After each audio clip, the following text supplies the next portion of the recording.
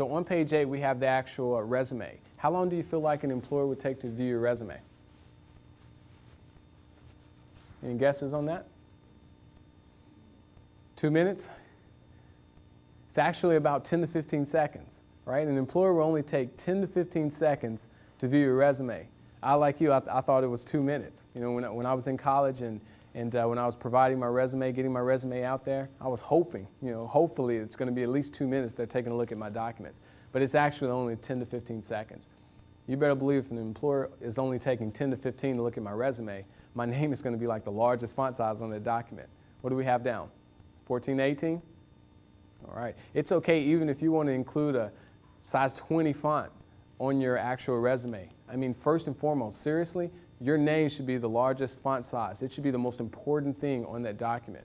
I won't go through all the necessary category headings and everything on the resume because you have Miss Judy here on behalf of Career Services, and she does a fine job of being able to help you with your resumes. But just a couple questions. What's better, a 1 or a 2-page resume? 1? Definitely so. I will say that for those of you that are here at William Jewell and you've been exposed to a lot of work experiences, also a lot of extracurricular activities, and you cannot help for your resume to filter over into a second page, that's not necessarily a bad thing. I will say that you do want to make sure that everything that's on that second page is pretty legitimate. So as an upperclassman, you pretty much want to have at least a 1-page resume. There's only been 2 resumes that I've come across that someone actually had a legitimate 2-page resume on a college campus. You're what they deem as entry level, coming directly out of college. So for the most part, you want to have a 1-page resume.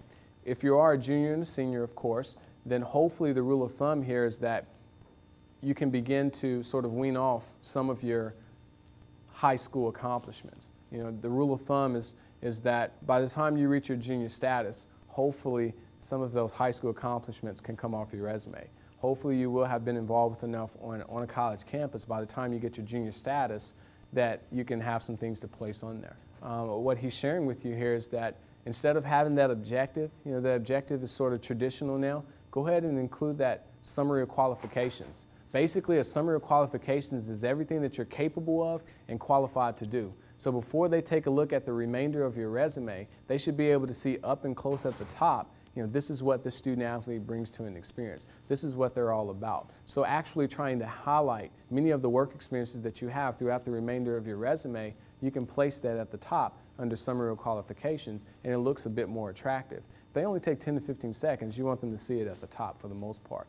Always remember that employer, they're going to read top to bottom and left to right. So we want your most important information over to the far left, least important to most least important over to the far right. Those dates, a lot of people like to stack them over on the far left. Go ahead and get those to the far right and out of the way. Remember that it's not when you did something that's important, it's the simple fact that you actually did it. And so that's the most important information there. Any other questions on as far as the actual resume is concerned? How about that complimentary material, like a cover letter or like a reference list on the actual, sending that in with your application process? Because as you know, many organizations typically ask for that. The main thing is that you do not want to have in separate different attachments. So like 3 different attachments: resume, cover letter, reference list. You want to be able to include all of your resume materials in that exact same attachment. If it is in front of a selection committee, they would like to just open up that one attachment, print out your 3 pages, and they're good to go in front of their selection committee.